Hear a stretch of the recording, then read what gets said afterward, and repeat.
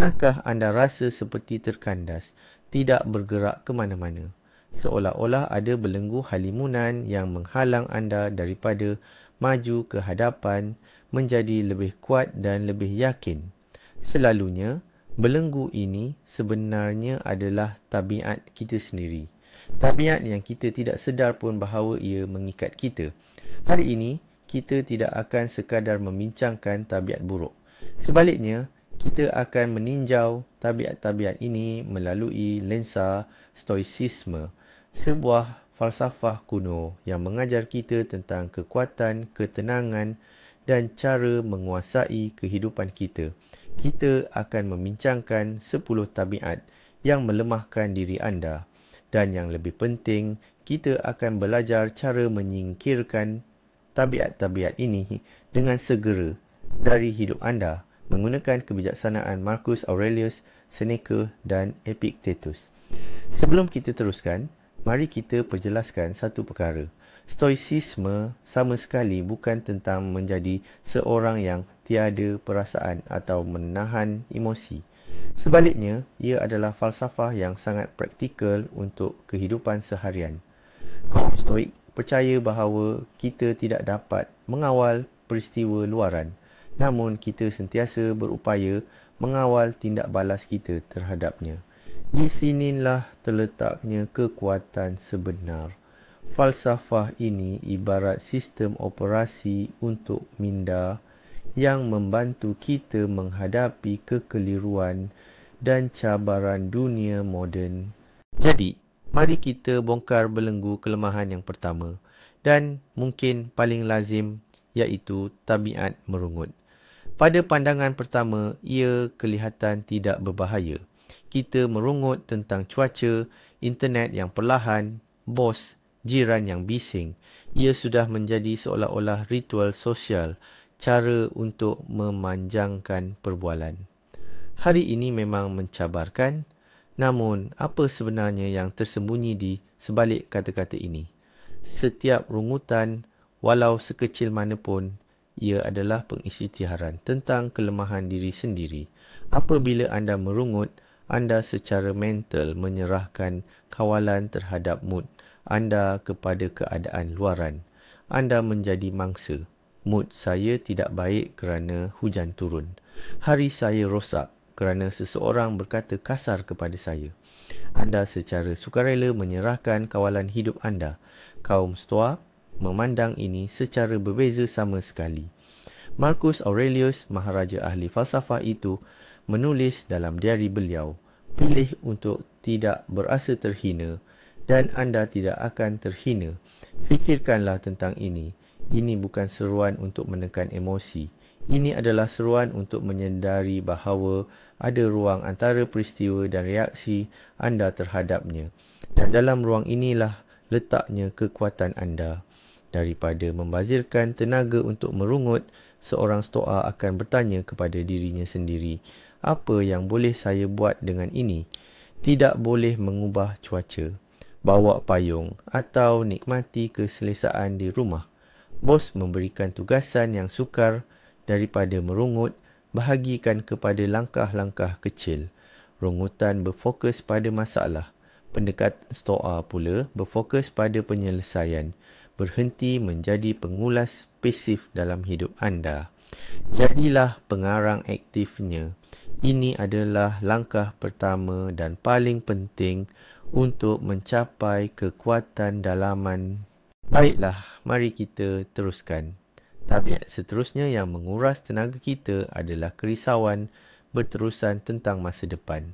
Kita seringkali menjadi pengarah filem bencana dalam fikiran kita sendiri.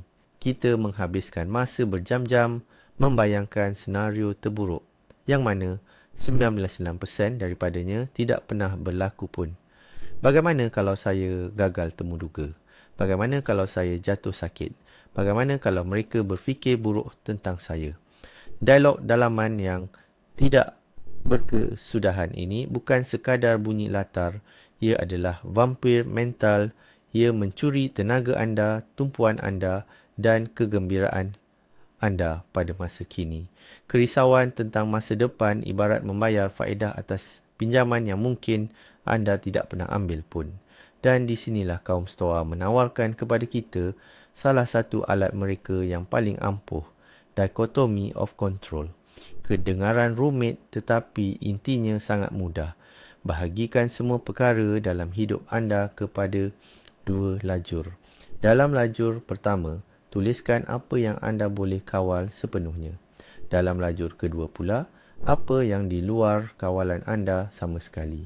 Sebagai contoh, anda tidak boleh mengawal kesesakan lalu lintas di jalan raya, tetapi anda boleh mengawal waktu anda bertolak. Anda tidak dapat mengawal keputusan bos mengenai kenaikan pangkat, tetapi anda boleh mengawal kualiti kerja dan persediaan anda. Falsafah Stoa mengajar kita untuk menumpukan 100% perhatian dan tenaga kita hanya kepada lajur pertama. Manakala lajur kedua pula, terima sahaja sebagai ketentuan seperti cuaca di luar tingkap. Sebaik sahaja anda menguasai kemahiran ini, anda akan merasai kelegaan yang amat sangat. Kerisauan anda akan reda dan fikiran anda akan menjadi jelas serta fokus. Sekarang, mari kita bincangkan tentang satu tabiat yang di era digital ini telah menjadi wabak sebenar. Ia adalah kecenderungan berterusan untuk mengejar pengiktirafan dan persetujuan orang lain. Kita mengukur nilai diri kita melalui likes, jumlah pengikut dan pujian dari orang lain. Kita menghabiskan berjam-jam memilih foto yang sempurna, meneliti setiap perkataan dalam mesej, bimbang jika tersalah kata. Kita menjadi seperti sesumpah yang mengubah warna bergantung kepada siapa yang memerhati kita. Mengejar pengiktirafan ini adalah jalan yang licin menuju kelemahan. Kenapa? Kerana anda secara sukarela menyerahkan kuasa ke atas harga diri anda kepada orang lain. Perasaan anda mula turun naik hanya kerana satu komen rambang atau pandangan yang sinis. Anda berhenti menjadi nakhoda kapal anda sendiri.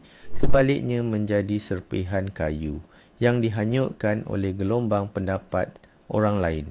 Ini menjadikan anda rapuh dan bergantung.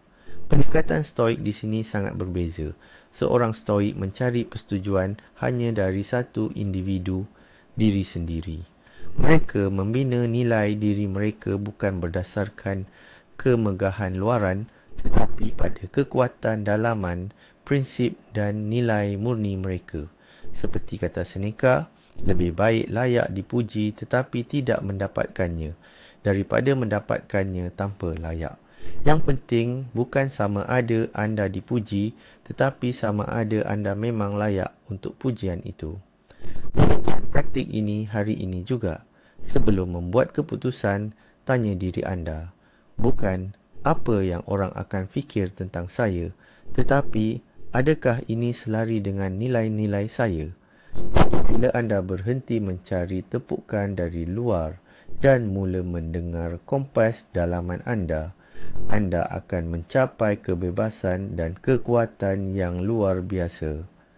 Kita bincangkan tentang emosi dan secara khususnya kebiasaan kita untuk terus bertindak balas terhadapnya.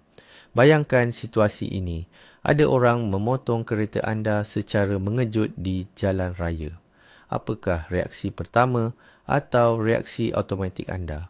Kemungkinan besar, ia adalah kemarahan yang meluap-luap, keinginan untuk membunyikan horn atau menjerit sesuatu, atau rakan sekerja di tempat kerja mengeluarkan komen yang menyakitkan hati. Dan sepanjang hari itu, anda asyik memikirkan situasi tersebut, dihantui rasa sakit hati dan jengkel. Reaksi impulsif terhadap rangsangan luaran ini adalah tanda kelemahan.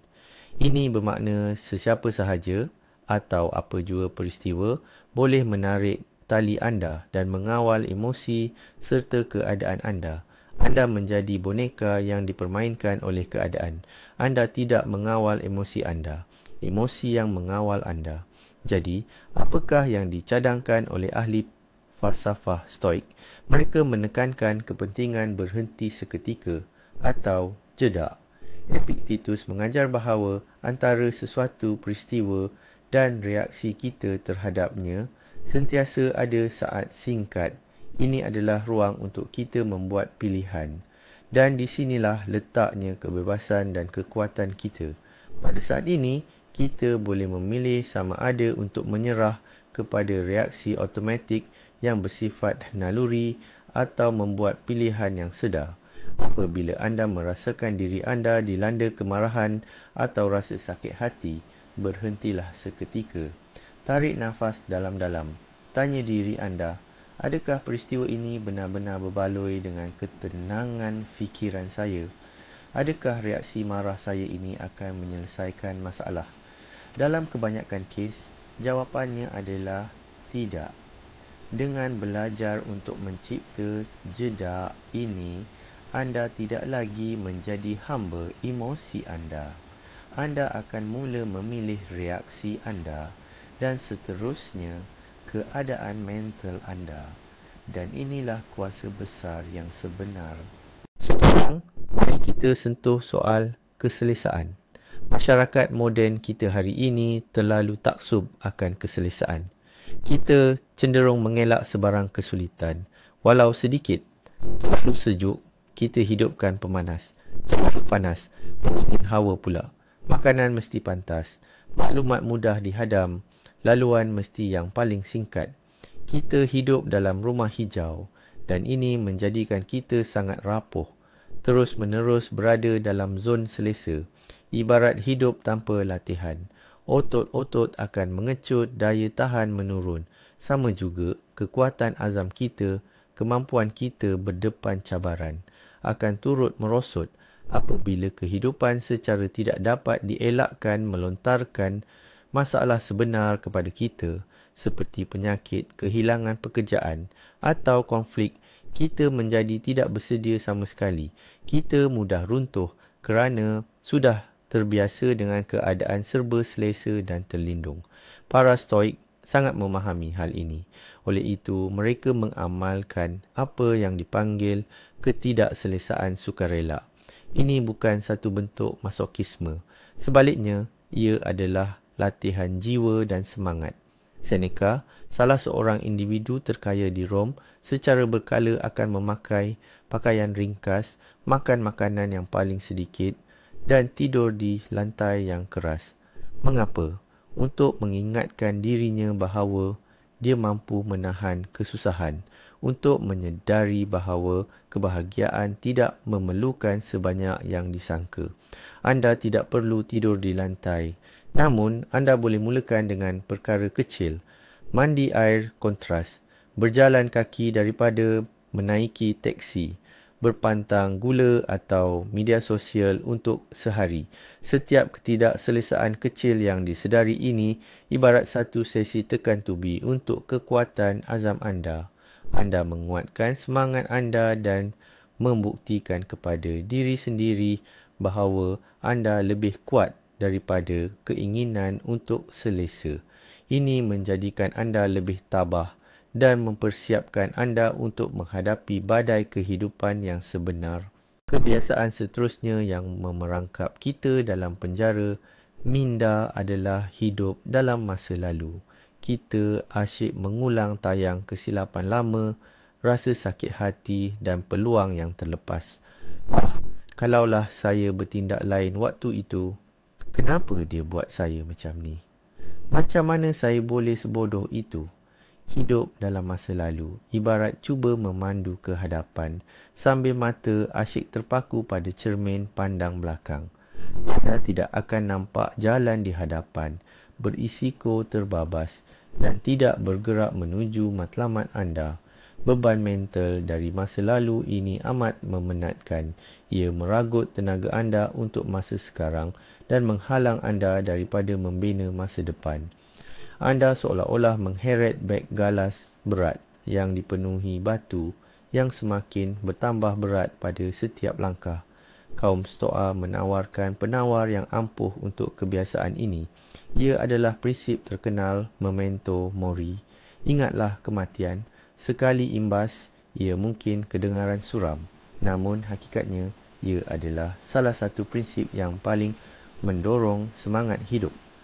Kesedaran bahawa masa kita terbatas mendesak kita untuk menghargai satu-satunya harta kita yang sebenar saat ini. Masa lalu sudah tiada, ia tidak boleh diubah. Masa depan belum tiba, ia tidak pasti. Satu-satunya realiti adalah di sini dan sekarang. Tanyalah pada diri anda, adakah mengulang tayang rasa sakit hati lama ini membantu saya sekarang? Jawapannya jelas. Daripada terus-menerus merenung masa lalu, tumpukan tenaga anda kepada apa yang anda boleh lakukan pada saat ini juga. Ambil pengajaran dari kesilapan itu dan lepaskannya. Maafkan si pelaku bukan untuknya, tetapi untuk diri anda sendiri, agar beban ini terlepas. Hiduplah di masa kini, kerana inilah satu-satunya masa yang anda miliki. Mari kita bincangkan satu kebiasaan yang mungkin sangat kita kenali. Menangguh-nangguhkan kerja, atau lebih tepat, prokrastinasi. Kita tahu kita perlu membuat panggilan penting, memulakan projek, pergi ke gym. Tetapi sebaliknya, kita menghabiskan berjam-jam menatal media sosial, menonton siri TV atau melakukan sesuatu yang sama sekali tidak penting. Kita sering berkata pada diri sendiri, saya akan mulakan esok. Namun, esok itu entah mengapa tidak pernah tiba. Penting untuk kita faham, prokrastinasi jarang sekali berpunca daripada kemalasan. Selalunya, di sebalik tabiat ini terletak rasa takut. Rasa takut gagal. Bagaimana jika saya tidak berjaya? Rasa takut dikritik. Bagaimana jika orang lain mengecam saya? Atau ketakutan terhadap beban kerja yang terlalu besar, yang terasa tidak mampu dipikul. Dengan menangguhkan sesuatu, kita mendapat kelegaan sementara daripada ketakutan itu. Namun, dalam jangka masa panjang, ini hanya akan meningkatkan kegelisahan dan rasa bersalah. Pendekatan Stoa terhadap masalah ini adalah dengan menumpukan perhatian pada proses, bukan pada hasil akhir. Maharaja Marcus Aurelius sentiasa mengingatkan dirinya, lakukan apa yang patut dan biarkan apa yang akan berlaku, berlaku. Jangan fikirkan betapa besarnya matlamat anda. Jangan risau tentang bagaimana orang lain akan menilainya. Cukup tanya diri anda, apakah langkah paling kecil yang boleh saya lakukan sekarang? Bukan menulis sebuah buku, tetapi menulis satu ayat. Bukan mendapatkan tubuh yang cergas, tetapi melakukan 10 squat. Memecahkan tugas besar yang menakutkan kepada langkah-langkah kecil yang boleh diurus, anda menghilangkan rasa takut dan penentangan. Para Stoik mengajarkan bahawa perjalanan 1000 batu bermula dengan satu langkah. Jangan tunggu inspirasi atau masa yang sempurna. Hanya lakukan langkah pertama itu. Dan kemudian satu lagi. Sekarang, mari kita sentuh bab kata-kata. Lebih tepat lagi, tentang kebiasaan kita membuang kata-kata begitu saja.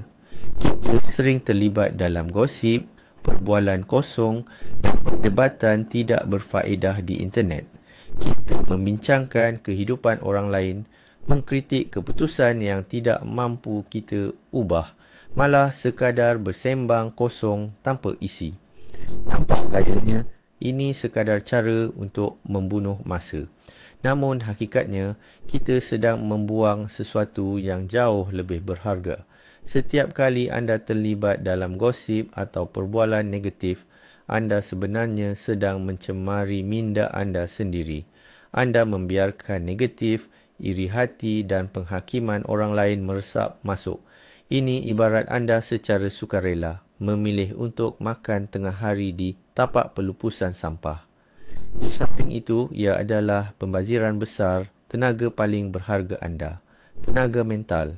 Tenaga yang boleh disalurkan untuk belajar, berkarya atau menyelesaikan masalah diri sendiri. Para Stoik, terutamanya Epictetus, amat mementingkan penjimatan kata-kata. Nasihatnya yang terkenal berbunyi, bercakaplah hanya tentang perkara penting atau diamlah. Ini tidak bermakna anda perlu menjadi seorang yang murung dan pendiam. Ia bermakna setiap kata-kata anda harus mempunyai nilai dan tujuan. Sebelum anda berkata apa-apa, tanyalah diri anda. Adakah ini akan menjadikan perbualan lebih baik? Adakah ini akan membawa manfaat kepada saya atau orang yang mendengar? Adakah ini menyebarkan kebaikan atau kemusnahan? Mula berlatih untuk bercakap secara sedar. Elakkan daripada berada dalam kalangan yang menjadikan gosip sebagai topik utama. Jika anda terperangkap dalam perbualan sebegini, ubahlah topik dengan sopan atau diam sahaja. Anda akan terkejut betapa banyaknya masa lapang dan kejernihan mental yang akan anda peroleh. Kata-kata anda adalah sebuah alat. Gunakanlah ia untuk membina jambatan, bukan untuk menggali lubang. Mari kita bincangkan salah satu ketakutan yang paling melumpuhkan kita. Ketakutan akan kegagalan. Berapa banyak idea genius yang tidak pernah direalisasikan? Berapa banyak bakat yang tidak menyerlah? Berapa ramai yang menjalani hidup tanpa pernah mencuba mencapai impian mereka, dan semua ini berpunca daripada satu tabiat, takut untuk kalah. Kita begitu takut untuk tersilap langkah hinggakan kita memilih untuk tidak memulakan perjalanan langsung. Ketakutan ini mengurung kita dalam sangkar kesederhanaan. Kita memilih pekerjaan selamat yang tidak kita sukai. Kekal dalam perhubungan yang stabil tetapi tidak bahagia, dan mengelak sebarang risiko. Kita fikir dengan cara ini kita melindungi diri. Namun hakikatnya, kita menafikan diri kita sendiri perkara yang paling penting, pertumbuhan. Kerana pertumbuhan hanya berlaku di mana ada risiko, di mana ada kebarangkalian kegagalan. Kaum Stoik menganjurkan kita untuk mengubah cara pandang kita terhadap kegagalan secara radikal. Bagi mereka, halangan bukanlah penamat jalan. Halangan itu sendirilah jalan itu.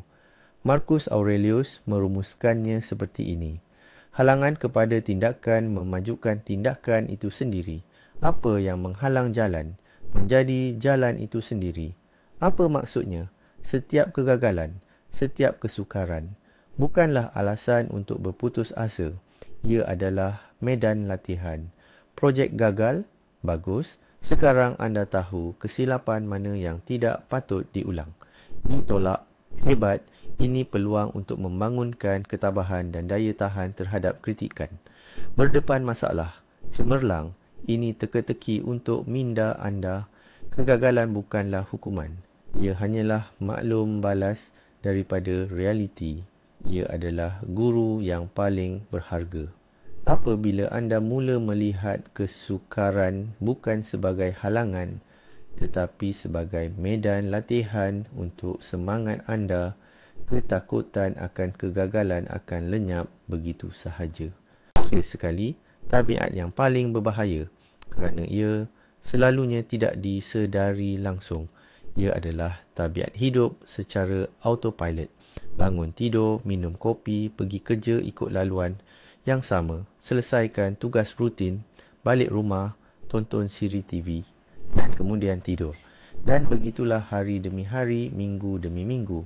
Hari-hari terasa bercantum menjadi satu aliran kelabu yang tidak berkesudahan, dan kita bahkan tidak menyedari bagaimana kehidupan kita berlalu begitu sahaja. Hidup secara autopilot ini adalah seperti tidur minda. Kita bertindak balas terhadap peristiwa secara automatik, membuat keputusan mengikut kelaziman tanpa mempersoalkan diri dengan soalan-soalan kritikal seperti, adakah saya berada di jalan yang betul? Adakah saya gembira? Adakah saya semakin menjadi individu yang lebih baik? Kita boleh hidup berdekat lamanya seperti ini, dan kemudian suatu hari terkejut menyedari bahawa selama ini orang lain yang memegang kemudi kehidupan kita, bukannya kita sendiri. Stoicisme, pada dasarnya adalah falsafah kesedaran. Ia adalah seruan untuk bangun dan mengambil alih kawalan hidup kita ke tangan sendiri. Salah satu amalan utama bagi golongan Stoik adalah muhasabah diri di waktu malam. Setiap malam, sebelum tidur, Seneca akan bertanya kepada dirinya 3 soalan ini. Kelemahan, apa yang telah saya atasi hari ini? Apa yang telah saya lakukan dengan betul? Apa yang boleh saya lakukan dengan lebih baik? Ini bukan tentang mengorek kesalahan diri atau menyalahkan diri sendiri. Ia adalah semakan jujur dan tenang tentang hari yang telah berlalu. Amalan mudah ini akan mengeluarkan anda dari cengkaman hidup secara autopilot. Ia memaksa anda menganalisis tindakan anda, mengenal pasti tabiat anda dan dengan sedar mengubah haluan hidup anda. Mulakan ini malam ini juga. Luangkan hanya 5 minit untuk merenung hari yang telah berlalu. Dan inilah pendedahan utamanya. Kesemua 10 tabiat ini, dari merungut hingga hidup tanpa arah tujuan, ibarat jejari roda yang semuanya menuju ke satu titik pusat. Ia adalah satu kesilapan asas yang Stoicism bongkar. Kesilapan ini adalah salah faham tentang apa yang benar-benar bernilai bagi kita. Kita tersalah anggap bahawa kebahagiaan kita bergantung pada perkara luaran, wang, status, pandangan orang lain atau keselesaan. Dan apabila kita tidak mendapatkannya, kita menjadi lemah, kita merungut, bimbang dan marah. Tetapi para Stoik memberitahu kita, satu-satunya nilai sebenar adalah kebajikan, iaitu perwatakan anda, keputusan anda dan reaksi anda. Inilah satu-satunya perkara yang tiada siapa boleh ambil daripada anda sampai bila-bila. Apabila anda menyedari ini, keadaan luaran tidak lagi menguasai anda. Kegagalan menjadi pelajaran, penghinaan menjadi ujian ketenangan anda, ketidakselesaan pula satu latihan. Anda berhenti menjadi boneka takdir dan menjadi tuan kepada minda anda sendiri. Menghapuskan tabiat ini bukanlah tindakan sekali sahaja. Ia adalah amalan harian, pilihan sedar demi kekuatan, bukan kelemahan. Ini adalah jalan yang mengubah kekacauan hidup menjadi tarian yang teratur. Terima kasih kerana menonton video ini sehingga habis. Jika ia membuat anda berfikir, sila sokong dengan like dan langgan saluran ini agar tidak terlepas pelajaran kebijaksanaan yang baharu. Dan sekarang, soalan untuk anda. Tabiat mana antara 10 ini yang paling biasa anda alami? Dan alat Stoik mana yang akan anda cuba amalkan mulai hari ini? Tulis di ruangan komen. Mari kita bincangkan bersama